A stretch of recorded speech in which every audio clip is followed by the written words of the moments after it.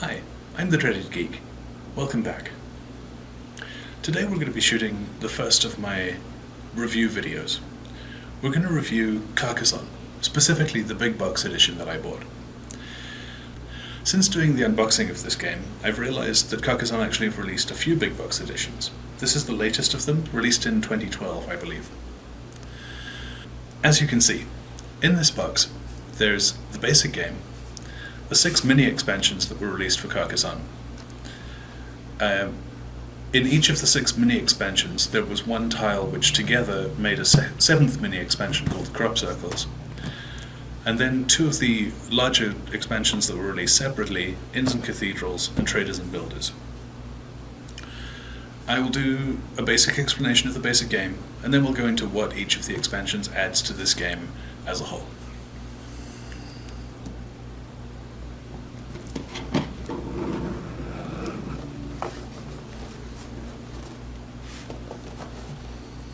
The rulebook that comes in this big box is at first pretty daunting. The rules for Carcassonne itself are fairly simple, and although this book goes in detail into what is added in each of the expansions and how they interact with each other, it really isn't that difficult to get to grips once you've played the basic game once or twice.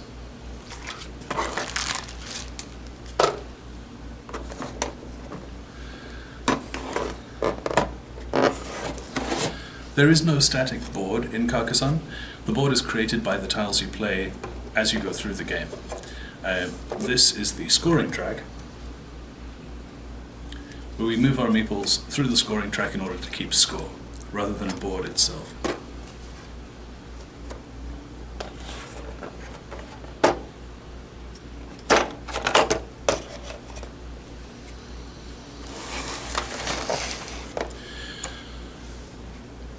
In each turn of a basic game of Carcassonne, each player will draw a tile.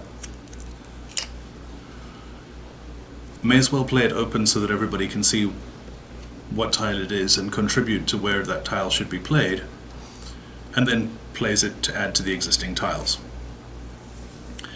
The tile can be played so that a city edge matches a city edge, or a field edge matches a field edge, or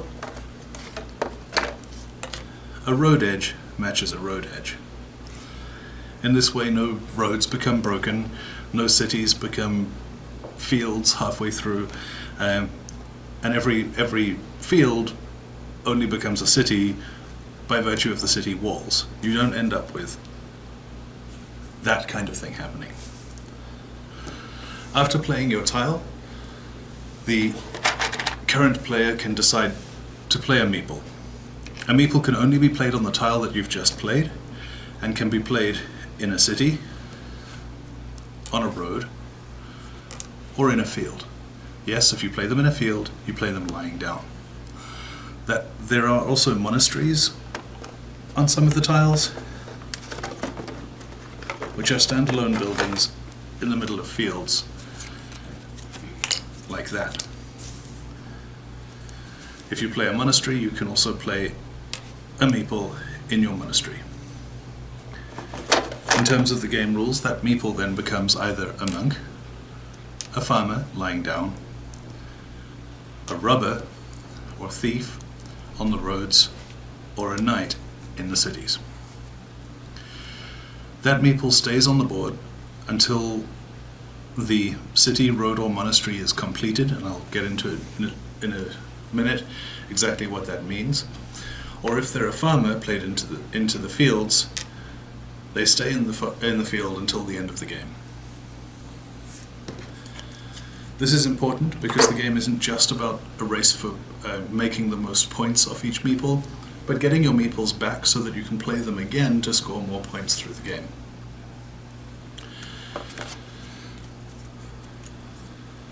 I'm going to play a few tiles down and then talk about scoring. So, if I came into this situation and drew this tile, I could play it there. I could play my meeple into the field. There are 3 separate fields on this tile. Or I could play onto the road. And there are 3 separate pieces of road on this tile as well, because each road is terminated by a crossroads or a city gate. Some roads run into cities, or if it loops back on itself, or into a monastery like that one. So there are 3 separate roads there as well. If I played my meeple on this road, that road is already completed, so I would score that road immediately and take my meeple back, and could play it again at a later stage for points again. If I played that tile, I would finish that city immediately, so I could play into it for points. A city is worth 2 points per tile that it is depicted on. A road is worth 1 point per tile that it crosses. And a monastery is worth 9 points when it completes, i.e. is surrounded by tiles. Or at the end of the game, is worth just 1 point for every tile that borders it.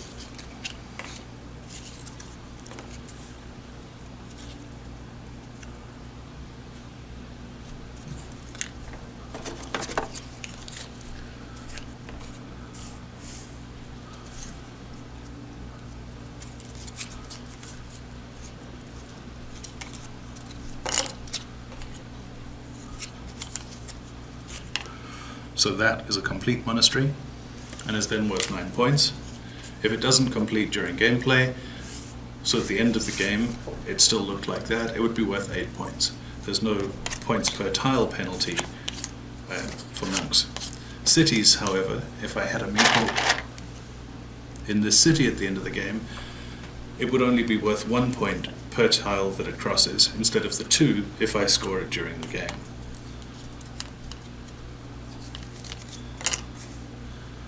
Playing that tile would complete that city, and I would score 6 points for it.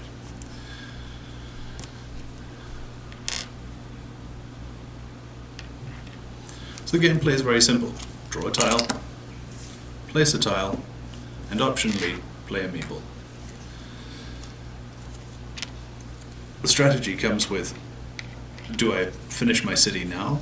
Do I play a tile that allows my city to grow further, but take on the risk of not finishing it before the game ends? Do I play a tile that'll end my opponent's road now so that he can't grow it indefinitely and score more points? Or do I play onto my own road so that I can score now and bring my meeple home and play it again later for yet more points? Do I play my meeples as farmers, which commits them for the whole of the game, and I can't play them again to score points, but can potentially have a very high points return at the end of the game? They score 3 points for every finished city that their field touches. The strategy changes vastly from game to game, and that's what makes Carcassonne an interesting game to play. And I am the dreaded Geek. Thanks for watching, Geek.